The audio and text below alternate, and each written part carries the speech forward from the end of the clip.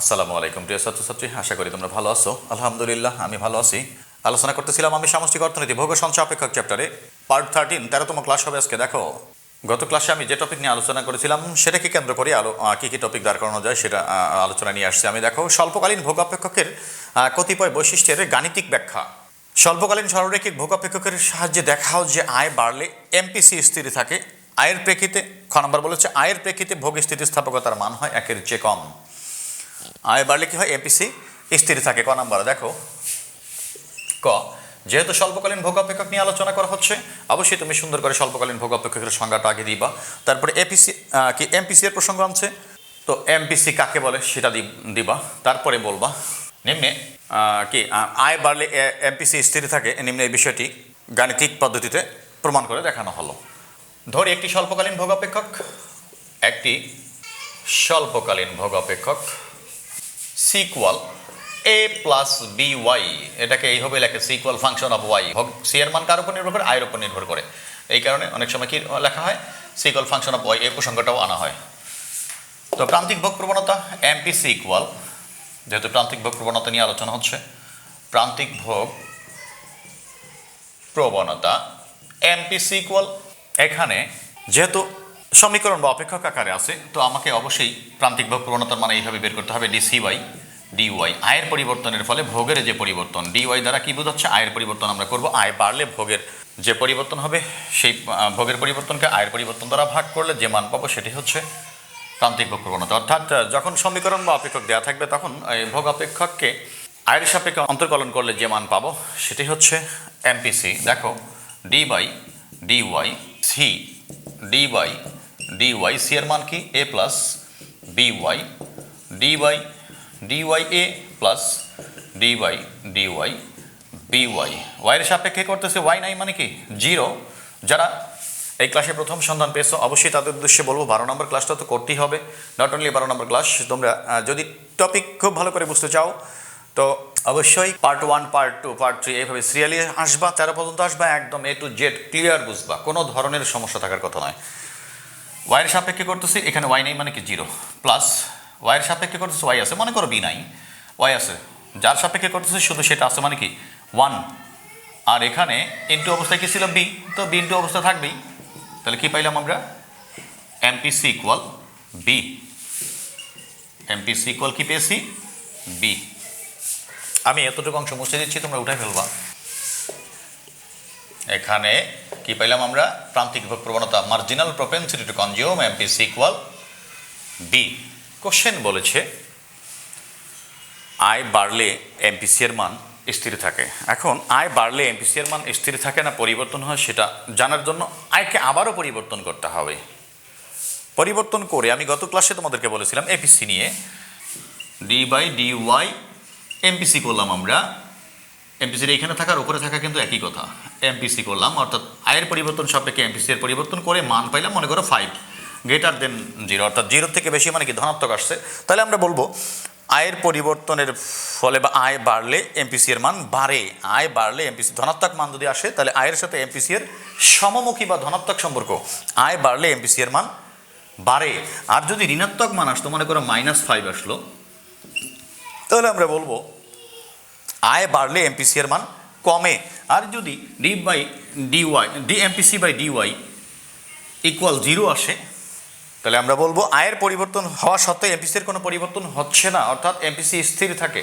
তো যেহেতু আমাদেরকে বলেছে যে স্বল্পকালীন ভোগ অপেক্ষকের ক্ষেত্রে আয় বাড়লে এমপিসি এর মান স্থির থাকে, তো আয় বাড়লে এমপিসি এর মান স্থির থাকে না পরিবর্তন হয়, সেটা জানার জন্য আমাদেরকে কি করতে হবে?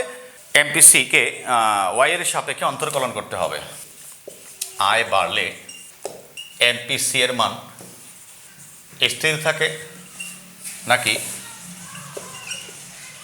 পরিবর্তন হয়, তা জানার জন্য এমপিসিকে ওয়াইয়ের সাপেক্ষে অন্তর্কলন করি। মানে ওয়াই থেকে আয়ের সাপেক্ষে, মানে এমপিসিকে ওয়াইয়ের সাপেক্ষে অন্তর্কলন করি। অতএব D MPC by dy equal D by dy MPC equal D by dy MPC এর মান আমরা কি বের করে রেখেছিলাম? বি। খেয়াল করো, ওয়াই এর সাপেক্ষে করতেছি, নিচে ডি এর সাথে কি আছে, ওয়াই আছে, ওয়াই এর সাপেক্ষে করতেছি, এখানে ওয়াই নাই মানে কি হবে, জিরো। সেই সূত্র কনস্ট্যান্ট যেটা আর কি, d by d x, x এর সাপেক্ষে করতেছি, নিচে ডি এর সাথে যে চলক থাকবে তার সাপেক্ষে অন্তরীকরণ করি, নিচে ডি এর সাথে এক্স আছে, এক্স এর সাপেক্ষে আমরা অন্তরীকরণ করতেছি, কিন্তু এখানে কি এক্স আছে কি না, কনস্ট্যান্ট, অর্থাৎ কি জিরো, কনস্ট্যান্ট মানে কি ধ্রুবক, তদ্রুপ ওয়াই এর সাপেক্ষে করতেছি, এখানে ওয়াই নাই, এখানে বিটাই কনস্ট্যান্ট, তাহলে কি হবে, জিরো হবে। আমি তোমাদেরকে ওইদিকে দেখাই দিয়ে আসছি যে আয়ের সাপেক্ষে এমপিসিকে অন্তর্কলন করে মান যদি জিরো হয় তো আয়ের পরিবর্তন সাপেক্ষে এমপিসির কোনো পরিবর্তন হবে না, এমপিসি স্থির থাকবে। যে আয় বাড়লেও এমপিসি কি থাকবে, স্থির থাকবে, বা আয় কমলেও এমপিসি স্থির থাকবে, এমপিসির কোনো পরিবর্তন হবে না। এখন আমরা বলতে পারি যেহেতু ওটা ফেলবো এগুলো, যেহেতু d MPC by dy equal zero, কাজেই বলা যায় আয় বাড়লে এমপিসি এর কোনোরূপ পরিবর্তন হয় না, পরিবর্তন হয় না। এটা বলতে পারো স্বল্পকালীন ভোগ্য অপেক্ষকের ক্ষেত্রে আয় বাড়লে এমপিসি এর কোনোরূপ পরিবর্তন হয় না, অর্থাৎ আয় বাড়লে এমপিসি স্থির থাকে, আয় বাড়লে এমপিসি স্থির থাকে। আশা করি তোমরা একদম ক্লিয়ারলি বুঝতে পারছো ডিয়ার স্টুডেন্টস। এখন আমি ঘ নম্বরে আলোচনায় আসবো। দেখো খ নম্বর বলেছে আয়ের প্রেক্ষিতে ভোগ স্থিতিস্থাপকতার মান একের চাইতে কম হয়, এক অপেক্ষা কম হয়, অর্থাৎ ওয়ানের থেকে কম। এগুলো উঠাই ফেলবো তোমরা। খ নাম্বার দেখো কি বলেছে, আয়ের প্রেক্ষিতে ভোগ স্থিতিস্থাপকতার মান একের চেয়ে কম হয় কোন অপেক্ষকের ক্ষেত্রে, স্বল্পকালীন ভোগ অপেক্ষকের ক্ষেত্রে। ধরি স্বল্পকালীন ভোগ অপেক্ষক, স্বল্পকালীন ভোগ অপেক্ষক c equal a plus b y. ভোগ স্থিতিস্থাপকতার মান কি বলছে, আয়ের প্রেক্ষিতে ভোগ স্থিতিস্থাপকতার মান একের কম হয়।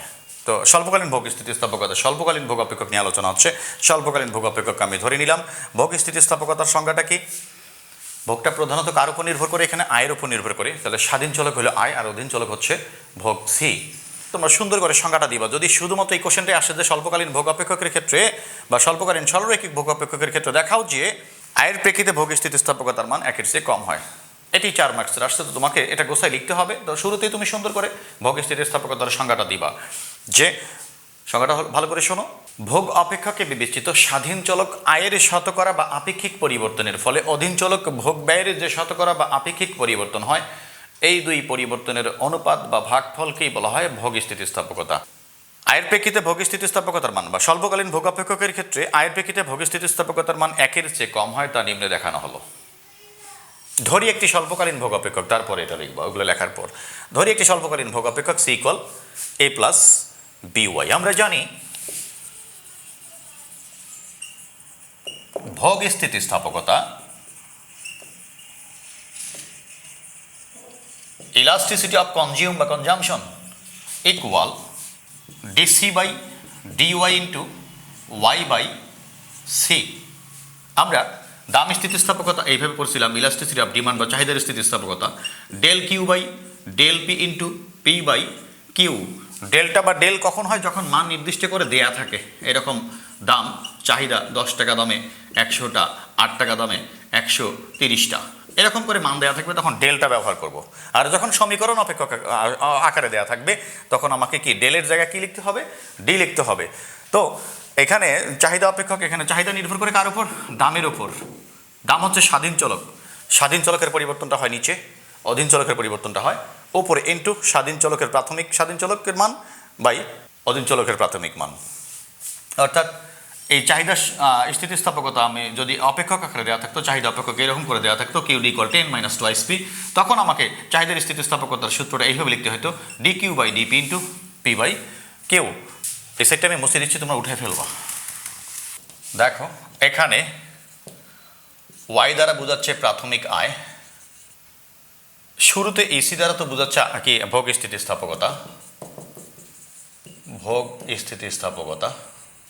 তারপরে সি দ্বারা বোঝাচ্ছে প্রাথমিক ভোগ ব্যয় বা প্রাথমিক ভোগ, প্রাথমিক ভোগ বা ভোগ ব্যয়।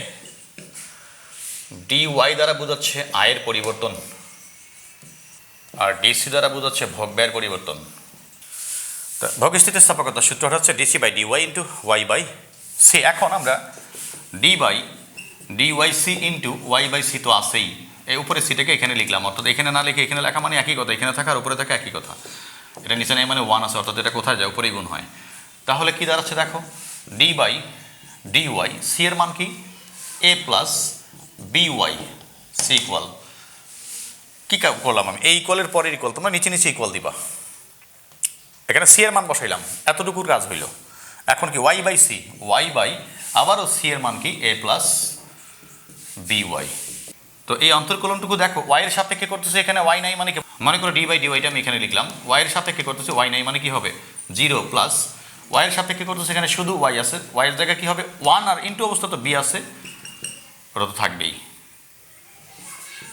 Y by a plus b y equal, খেয়াল করো বি এককে বি প্লাস 0 মানে তো b, y by a plus b y equal b y by a plus b y.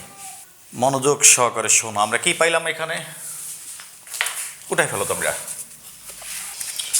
আমরা ভোগ স্থিতিস্থাপকতার মান, ইলাস্টিসিটি অফ কনজিউম বা কনজামশন ইকুয়াল পাইলাম b y by a plus b y. এটা কোন এ, যে এটা আছে এটা কোন এ, ভোগ অপেক্ষক বা ভোগ সমীকরণের এ প্লাস বিওয়াই, অর্থাৎ স্বয়ংভূত ভোগ, এই অংশটুকু। এ বলতে কি বোঝাচ্ছে এখানে, স্বয়ংভূত ভোগ। স্বয়ংভূত ভোগ কি হয়, 0 থেকে বেশি হয়, আমি গত ক্লাসে এবং এই ক্লাসে আলোচনা করেছি। ওয়াইয়ের মান 0 হলে এই অংশটা 0, কিন্তু আমাকে বেঁচে থাকার জন্য এই পরিমাণ ভোগ করতেই হবে। স্বল্পকালীন ভোগ অপেক্ষকে, এই কনস্ট্যান্ট মানটাকে বলা হয় কি স্বয়ংভূত ভোগ। ভোগ অপেক্ষকের ছেদকটাই হচ্ছে স্বয়ংভূত ভোগ, আর 0 হলে এই পরিমাণ ভোগ বজায় রাখতে হয়, অর্থাৎ যার মান ধনাত্মক। তো দেখো এখানে মনে করো 5/5 প্লাস 2, সাপোজ বোঝানোর জন্য লিখতেছি, বিওয়াই মনে করো 5, এই বিওয়াই অবশ্যই 5, তাহলে 5কে 5 দ্বারা, শুধু 5 দ্বারা ভাগ করলে তো হবে 1, 5কে শুধু 5 দ্বারা ভাগ করলে হবে 1, কিন্তু 5-এর সাথে আবার সামথিং আছে, অর্থাৎ 2 আছে, তাহলে 7 দ্বারা যদি ভাগ করি তাহলে কি হবে 0.7 হবে, অর্থাৎ এটা কি 1-এর চেয়ে কম। অর্থাৎ আমি 5কে 5 দ্বারা যদি শুধু ভাগ করতাম তাহলে হয়তো 1, কিন্তু এই 5-এর সাথে আবার সামথিং, এটা কিন্তু একই, খেয়াল করো এখানেও দেখো বিওয়াই আর নিচে বিওয়াই, এটা কিন্তু একই, মনে করো এটাও 5 এটাও 5, তাহলে এই 5কে এই শুধু 5 দ্বারা ভাগ করলে 1 হইতো, কিন্তু নিচে হরে 5-এর সাথে আরও সামথিং যোগ, যার মান কি ধনাত্মক, এর মান কি 0 থেকে বেশি, আরও সামথিং যদি যোগ করি তাহলে উপরের থেকে, লবের থেকে হরের মানটা বড় হয়ে যাচ্ছে। তাহলে কি ছোটকে যদি বড় দ্বারা ভাগ করি, ছোটকে বড় দ্বারা ভাগ, লব ছোট হর বড়, তাহলে কি হবে অবশ্যই 1-এর চেয়ে কম হবে। যেহেতু স্বয়ংভূত ভোগ এ ইজ গ্রেটার দেন 0, যেহেতু স্বল্পকালে আয় 0 হলেও বা 0 আয়ে ভোগ কি হয় এ হয়, দেখো আয় 0 এটা 0, ভোগ এই পরিমাণ ভোগ বজায় রাখতে হয়, এর মান ধনাত্মক, অর্থাৎ এ ইজ গ্রেটার দেন 0 হয়, ফলে কি হবে এই অংশটার মান কি হবে 1-এর চেয়ে কম হবে, b y by a plus b y is less than 1, এটার মান যেটা আসবে যা 1-এর থেকে ছোট বা এটার থেকে 1 বড়। তো এটা কি, অতএব কি, এটা তো elasticity of consume, elastic consume is less than 1, কাজেই আমরা বলতে পারি, কাজেই বলা যায় স্বল্পকালীন সরল রৈখিক ভোগ অপেক্ষকের ক্ষেত্রে আয়ের প্রেক্ষিতে ভোগ স্থিতিস্থাপকতার মান 1 এর চেয়ে কম হয়। আশা করি তোমরা ক্লিয়ারলি বুঝতে পারছো ডিয়ার স্টুডেন্টস। সমস্যা হওয়ার কথা না, আমি প্রত্যেকটা পার্ট অনেক ভাঙায় দেখানোর চেষ্টা করেছি। আমার ক্লাস যদি ভালো লেগে থাকে তো অবশ্যই সবাই ভিডিওগুলো শেয়ার করবা, প্রতিদিনের ভিডিও লাইক দিবা, কমেন্ট করবা, ভালো লাগলে ভালো বলবো, খারাপ লাগলে খারাপ বলবো, সমস্যা নেই। আমি আরও কৌশল অবলম্বন করবো কীভাবে তোমাদের জন্য আরও ভালোভাবে ক্লাস নিতে পারি। আর যারা এখনও চ্যানেল সাবস্ক্রাইব করেনি তারা অবশ্যই আমার চ্যানেল সাবস্ক্রাইব করবা। সর্বোপরি সবাই আমার জন্য, আমার পরিবারের জন্য দোয়া করবা। তোমরাও সবাই ভালো থাকো, সুস্থ থাকো। আল্লাহ হাফেজ।